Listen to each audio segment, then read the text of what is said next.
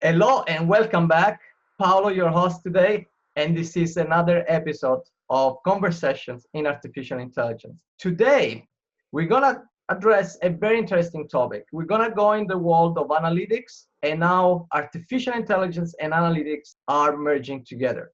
Before we go any further though, if you're new to the channel, it is an honor and privilege to have you here today. And if you're coming back, thank you so much for trusting in us. So today we're gonna talk to Jeff Fried, who is being both an engineer and product managers for a number of years in both large and small companies and startups. He's based in Boston and is very passionate around the field of analytics and technology and how trends evolve and impact business and the life of human beings. Hello, Jeffrey. How are you today?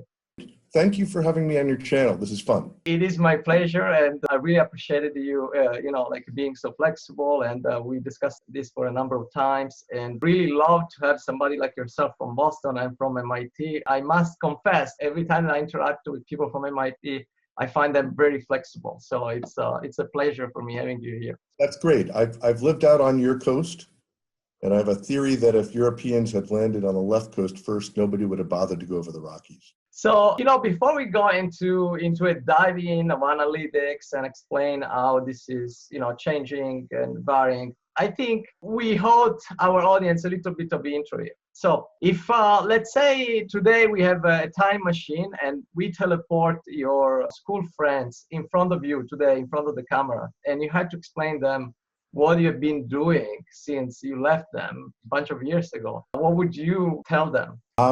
That's a great question. I would love that machine to teleport back, but if I went back to my high school friends who knew me as someone that takes everything apart and puts it back together, a tinkerer, I grew up on a farm, so I was taking apart the tractor at age 6, and I started doing software at 13. Explain that I kept doing sort of the same things, just building bigger and bigger things. First building software, and then building teams and products and companies. And along the way, I got intrigued by this area of analytics and machine learning and AI in general. After my first startup, I took a year off, took my family to the Caribbean, and then I got a call from a friend of, you gotta do this. And it was my first foray into machine learning and natural language processing. And I really have been intrigued ever since. So I tell my kids, first that I was teaching computers to read, then that I was teaching computers how to do dialogue. Now I'm teaching computers about healthcare. In that journey, is there be any time, let's say, where you made a change that you kind of regret or everything like progress? Is there like any point where you say, I better have done something else? Oh, I've made plenty of mistakes, but I have no regrets. Life is full of these paths of different elements. I started a company, and the company that spun off from it did wildly well, and ours did medium well. Is that a regret? No. I have good friends there. And I've always stayed, you mentioned MIT. I'm literally looking out my office window at MIT, coming back here to grad school, and then back here again now to work. So feels like life travels in these spirals. So you've been kind of gravitating around a few miles from one single center. Whenever I personally get so deep into the management and the business management side of things that I feel like I'm losing touch with the clay, then it feels uncomfortable. I always want to be deep enough in the technology that I can understand it and be fluent. My academic work was all in applied math and distributed algorithms. So it's nice to see the computing power catching up with the algorithms. Before we move forward, I'd like to ask you this, because there are lots of people that have been recently attracted by machine learning, the bio subsector of this interesting industrial sector and the parallel academic research. And they wonder how they get in. I was in a position where I hired people and I saw like the newbies trying to get in very often. They were playing from the wrong position and so on. So somebody like yourself that has evolved into various positions, functions within organizations, slightly different industries. Can you comment a little bit about how you did it and what was the connection between one experience and another? In the context of advice for people that are trying to change and get into things, I think my experience has been a couple of lessons. The first is that you look at an organization rather than a position. Think about the mission. If you're like job hunting or you're thinking about starting a company, or you think about the people and the organization's mission more than how the technology works today. And that's sort of counterintuitive if you're focused on, I want to learn TensorFlow, or I want to have this particular skill on my resume, or I'm looking for this particular job, because all of that changes. Once you're with many people change jobs within an organization. So if you pick the right organization, you'll evolve. And the technology is always changing. So if you think about the sort of long-term things and pick on that basis, it helps. The other thing is to just do the homework. And if you want to learn machine learning, there's lots of ways to do that on your own time. There's coursework and examples, and things are unbelievable. So go join a Kaggle competition. That's valuable advice. Like I want to touch briefly based on this. I've done it in a number of other interviews, because I would say most of the people that have come here in this podcast have basically gone through a lot of evolution in their careers. We have had people that started in mechanical engineers and ended up in artificial intelligence. And I think it's good to show, somebody that has so much experience like you, how he did, and show the newers and the new generations how to approach job hunting. But now let's switch back really to the original intent that we had, which was basically talking about how analytics is changing and how machine learning is impacting analytics. Before we go into details, I'd like you to kind of explain what it is analytics, what we define analytics, and what we define machine learning. Off the cuff, I think there's a whole continuum of these definitions, and sometimes the names change. Things like logistic regression, which 40 years ago was considered operations research and 10 years ago was considered analytics, is now considered machine learning. So I don't tend to get too hung up on the labels. In general, analytics is getting insight from data. And in that sense, machine learning is a subset of analytics when it's used for insight, and different than analytics when it's used for control systems. A self-driving car is not analytics, but uses machine learning. And a machine learning algorithm used for predicting readmission rates in hospital is definitely a form of analytics. So it's an overlap. That's probably an accurate definition. It's one that makes it a little bit complex for the broader public to to kind of understand, but that's kind of the reality today. One of the things I'm extremely interested in is trying to understand how analytics is evolving, because if you really look at analytics, has been around for at least 25 years, if I'm not wrong, and it started with the availability of databases, and then it went into, kind of retrieving data in a more sophisticated way with searches. And then there were all these predictive models that they were not called machine learning at that time, but they were already some kind of a statistical applications of concepts to this data that were available in companies. And really, I like to see how these things are evolving, first as use in the companies, like how the use of analytics is evolving, expanding, and what you have seen being the trend. First, from the marketplace needs standpoint, and then we'll look into the technology in a minute. It's hard to speak in generalities because it's such a broad space. Sometimes I essentially look at the types of questions people have and the types of data. If the question is very, very well formed, and normally set and the type of data is very highly structured and clean, that's where people have been using business intelligence, a form of analytics, for decades. Everything from financial reports that used to be printed out and given to your desk to the tableaus and exploration of multidimensional data that people use every day. Structured queries, structured questions, I should say, and structured data. If you have very unstructured data, that's the domain of natural language processing, and that's often called text analytics. So text analytics and forms of data mining are around the less structured data, trying to find insights, connections, and things of that sort. And that's used in lots of ways. Everything from, I've done a lot of work with sentiment analysis for reputation tracking, or people that have looking for in customer support how their customers are doing, et cetera, et cetera. And that's also a form of analytics. The predictive analytics are the kind of questions that are not so well, I guess they could be well structured, but it's where is the world going? And with highly structured data that's highly normalized and not super complex, things like logistic regression have been predictive analysis. Now that's a form of machine learning. And many forms of machine learning are really in that category. Let me see insights out of a very large amount of data that is highly complex, but still structured. And once again, there's a field of text analytics that can be used in combination with get into what sometimes is called cognitive analytics. All of these buzzwords sound a little bit like, machine learning, and they sound like it's all reaching the singularity. But that's one easy way to portray it, sort of an XY axis of the level of structure of the data, the level of sophistication and regularity of the query, and then you've got BI, text analytics,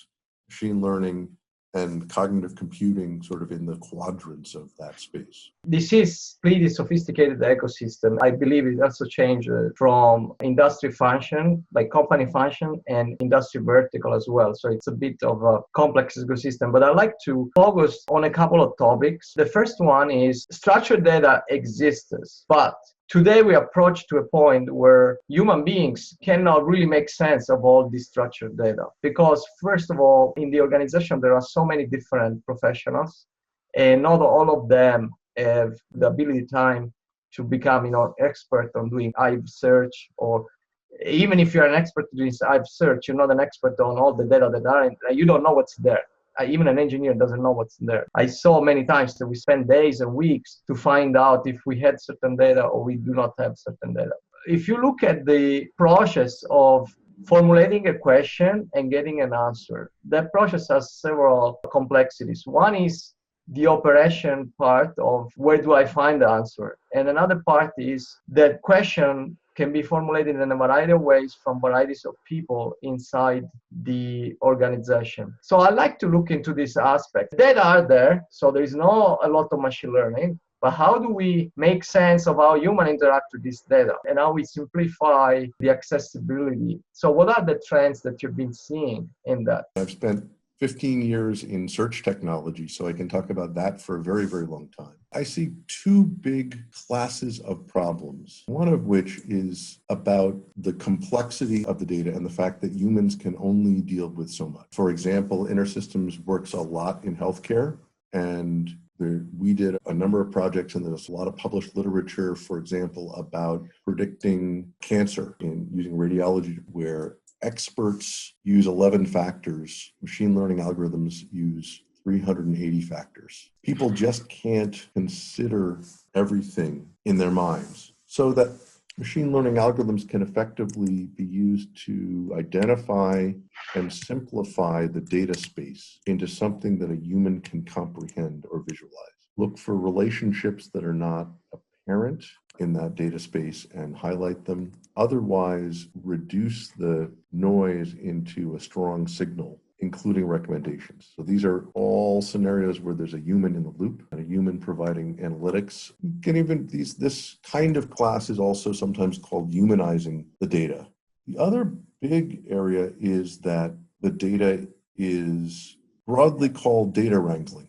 Somebody had told me that data scientists spend 80% of their time collecting, cleaning, normalizing, wrangling the data, and the other 20% of their time they spend complaining about wrangling the data. In this category, it's not so much about machine learning per se. There is some basic plumbing and orchestration about connecting to all of the places where there are data silos, integrating that data in all the time I was working on search, these sort of connectors have been essential. Or in the InterSystems area, we work very strongly with interoperability and durable messaging across healthcare systems or financial systems. And that integration issue has many, many aspects, including the fact that The data models and the semantics of the data vary across systems, vary between people, and vary depending upon how you're using the data. So it's a very complex thing just to put data in a form that you can start using it, because it circularly depends on how you're using it. If that's a useful perspective, there's a lot of action in both areas, both in humanizing the data and using machine learning techniques to make it easier to understand and explore and act on, as well as the whole data integration, collection, and wrangling areas, in which, by the way, some of these techniques known as machine learning or AI are also useful, because you want to understand and visualize the data in order to transform it and put it in the right form. And sometimes you can learn how to transform the data automatically. And that's part of what I was asking. So by its nature, like we try to zoom in on one of the possible topics, and then we open it up based on your answer. We open up kind of a Pandora box as we try to zoom, but there are several things coming up. And that's the nature of the complexity of this sector. Especially, I feel also when we go into the B2B realm, where, you know, like there are lots of industry and different functions and very specialized needs. Let's suppose that I am a customer of a service like the ones that you're providing to some of these healthcare companies, and I'm a manager.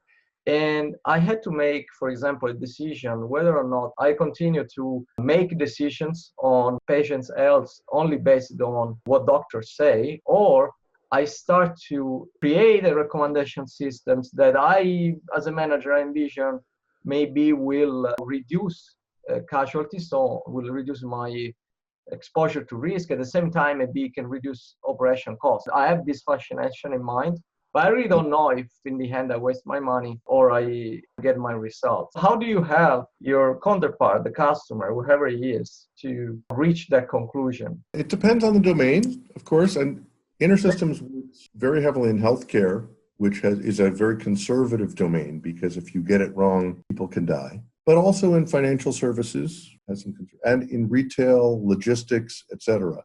So if you are in a more Wild West domain where the risk of getting it wrong is low, then you move fast, you try a lot of things, and you start seeing what gives you better results. And that happens with online merchandising, for example, a lot. And the way you know whether using the data helps is if you sell more. In healthcare, it's highly regulated, highly important. So these things move much more slowly and need a lot more evidence. So the trend right now is to use these techniques alongside the human process and use them to augment the decision. You're either making a better decision or you're making the decision faster.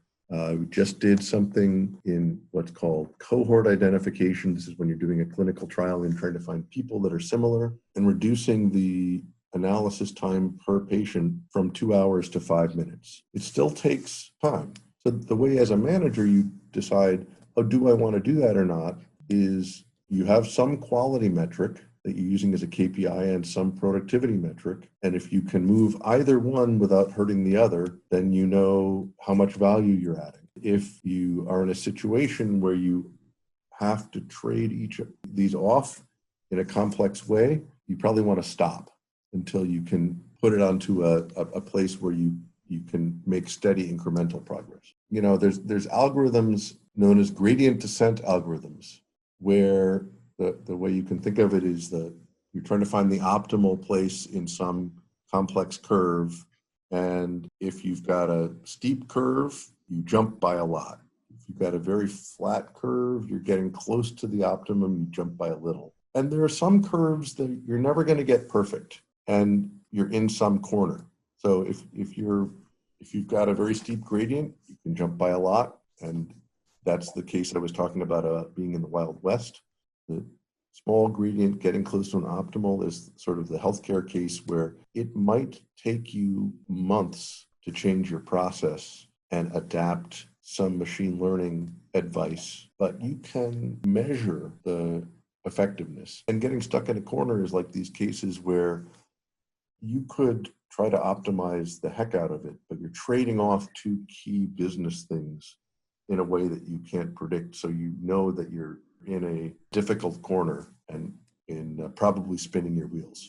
Basically, if we look at it 10 years ago, analytics was throwing up lots of data, and lots of the infrastructures were being built to deal with data. And if data were structured, we already had ways to make predictions. So for example, on the logistics side or wherever it is, data were very structured. Where today technology is starting to help is in those situations where we can increase the quality of the insights, especially when we look into many, many, many factors, and healthcare is one of these. But at the same time, also increase or improve the productivity of getting these insights. So rather than having 100 people doing the job, or rather than having 100 people spending the 60% of the year doing that, now this can be done in specific cases with a higher productivity. So that, I think, is a lot of progress, because if you think this in terms of healthcare, improving the productivity of the process, it also means that they can experiment more. They can reach conclusion quicker, or they can develop more chemicals on a relatively shorter period of time, which I do understand is a regulated industry, but that's also a bottleneck for the industry. Like the productivity and the speed with which they can reach conclusions is a bottleneck overall. It's in a way, these new technologies are helping the industries that you serve to move faster, to move more effectively. Yes, I think, of course, and the speed of change is only increasing. For people that are watching that are business oriented, like me, have been around a long time, sometimes I find it useful to think about what has changed and what has not changed. A lot of what you're just talking about, the basic business principles of where do you find the value points that help most in productivity or better decisions, this is not new. Herbert Simon wrote about this in the 1920s. We've been doing analytics in some form since there have been computers in the 1950s. The principles of how do you do product management well, those are not new. And in most cases, the business areas that you're optimizing or improving are not, most cases. What is new, first and foremost, is the amount of data. In healthcare, medical records have been paper until 20 years ago. And only in the last 8 or 9 years has everything been available digitally in clinical settings. Even now, there's some edges happening. So that's why you have an explosion of new possibilities, because you have the data. In financial services, something similar happened in the 30s and in the 70s. And the algorithms and the technology here, in most cases, are also not new. Like support vector machines, one of the big classifier technologies, those come from the 1970s. Perceptrons and deep neural networks, those come from the 1980s. They're not new, but they're magic now because we have the data and we have the computing power available in cloud factors to actually go after these problems. And therefore, lots of people have worked to make the technology more accessible. If you want to learn TensorFlow, at my first machine learning startup 20 years ago, I had to hire PhDs. You don't have to do that anymore, because you can learn these packages, which has happened because the data is available. A bigger picture perspective, use your common sense and basic business school value chain analysis to figure out where you're going to get the best bang for the buck. And this technology fits right into it. What's new about it is there's so much data that you can have amazing possibilities, and so much data that there's no way a human could understand it. I think our findings that in this podcast we have found with other speakers that came. So for example, we had a very interesting conversation with Sid Mossab. He's an entrepreneur from Los Angeles and also an investor at this point. And he pointed out a very similar concept, saying that in the end, managers make decisions based on business drivers and the value that is generated by value. So the complexity of the technology in itself, or the fact that this is a new technology or it's a new capability that is enabled by the availability of data and by the fact that all the algorithms now can work with this data because of the technology makes it possible. That shouldn't confuse the mind of a manager that is making a decisions. However, I ask this, and it's probably one of our last questions given the timing, but there is one point here that I think is different for a manager to handle. And that holds for a product manager, for an engineering manager, because, depending on the organization, it could be that an engineer manager has to make some decision. It could be that it's a product manager. It could even be that it's a strategy guy. So that, or a marketing person, because it really changes widely depending on the organization. What I think there is an issue here is that when you go into the application of these machine learning techniques, even on analytics, like in your field, compared to an engineering process, here there is an indetermination. You don't know exactly what would be the outcome because you don't fully know that these things will work or to what extent they will work, or also what degree of errors you're going to be making. So what's the end-to-end process going to look like? So unlikely an engineering project where I say I had to build the car, you do 3 years of planning, and most of the pieces, like how you have to build, you can do a bill of materials, you can do a budget, how much it's going to cost. Here, there is indetermination in the project. And I think where lots of managers have a challenge is to kind of understand that indetermination, like how did they frame the indetermination? Because, for example, if you talk to a data scientist, they will tell you, I will try a couple of algorithms, we'll see if it works. If it doesn't work, maybe I come up with another idea, maybe I renormalize the data, maybe. So to the eyes of a manager, this means how long it's going to take, how much money it's going to cost. How many do I need 1 data scientist? I'm going to need 3 data scientists and all that. So how do you think about, getting into a new project? Let's suppose it's a project that you're leading. And how do you think about handling this indetermination from a managerial perspective? I'd say this is not new, but it's a really important point. These are not deterministic things you can write in closed form. The whole idea of machine learning is not that you're writing an algorithm and sending the data through. It's that you're taking the data and generating the algorithm or the model. You think about it in terms of risk and how do you converge on a solution that's good enough, and therefore sort of these like remember the iron triangle things.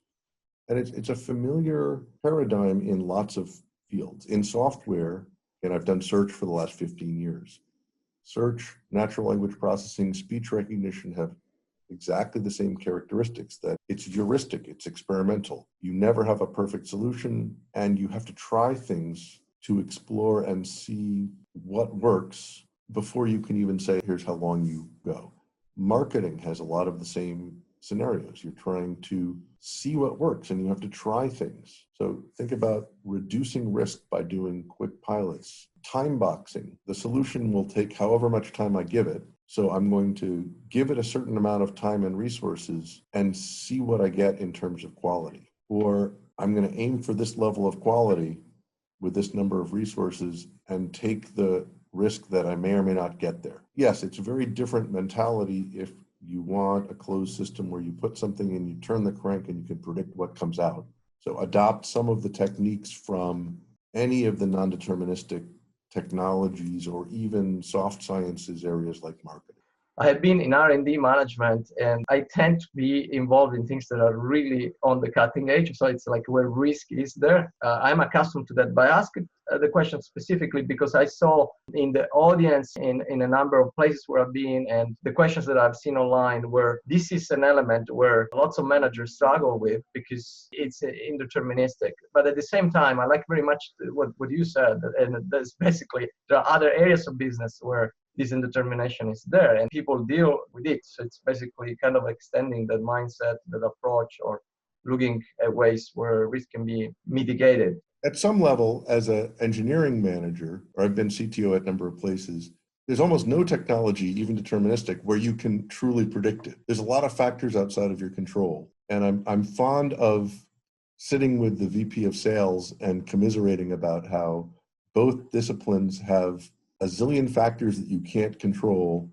and a measurable that everyone looks at. In engineering, everyone looks at the date, despite the fact that there's a zillion things you can't control. In sales, you look at the number, the revenue number. And even though you can't control most of the details that feed those very visible and often career defining or limiting KPIs. So I want to take you in the future for a second for a last question. And I want to introduce this question in this way. In one of my last startups, one of the engineers that I was working with, they said, "You're crazy. I know what you have in mind. You would like to have a system like Star Trek and a computer like Star Trek, where you say, computer, tell me how the temperature of this planet is doing." It's basically a completely interpretable user interface that goes into the data and understands them. You do not have to waste time in doing data integration because he understands on its own. How far are we from that crazy picture? Because I would have a very good use of that type of systems.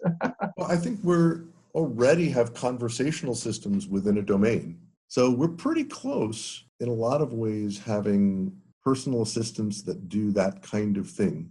And if you sort of close your eyes and you don't expect it to be HAL or Star Trek, but you say, are these things helping us? And we have things you can really converse with and understand and help your world significantly. I think within a decade, we're going to be at a very different plane. Will any of the heavy lifting on the back end of building those things go away?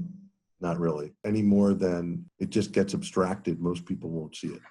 And just to conclude, do you think it's going to be the B2B critical application to pull this innovation? So like, for example, the healthcare of the world, one of the examples that you post there, like the analysis of clinical data, that's a critical application. There might be other critical applications in finance, such as compliance things, type of things, and government that have to find out. Do you think it's going to be an ecosystem of things with the consumers and the B2B, or do you think the B2B more of critical functions will push the technology and the products further? I think both, but I think for machine learning, it will be more B2B driven because the consumerization of IT, such as you've seen with UX technology, clearly been revolutionized by the consumer and to some extent brought into B2B.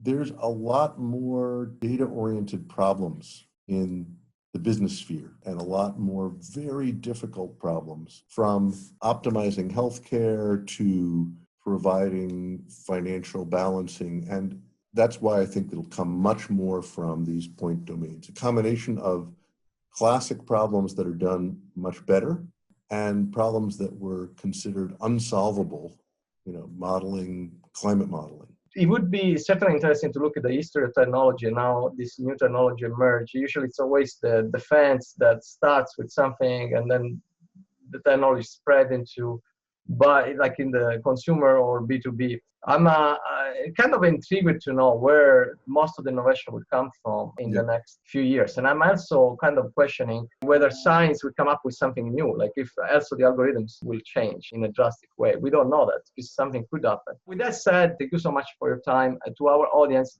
if you have questions about this particular podcast, please comment on the comments below. If you have suggestions about other content that you would like to listen and other guests that you would like to us to invite, just comment on the link below. And for the time being, thank you so much for being here, Jeff, and thank you everybody for listening. Thanks for having me on.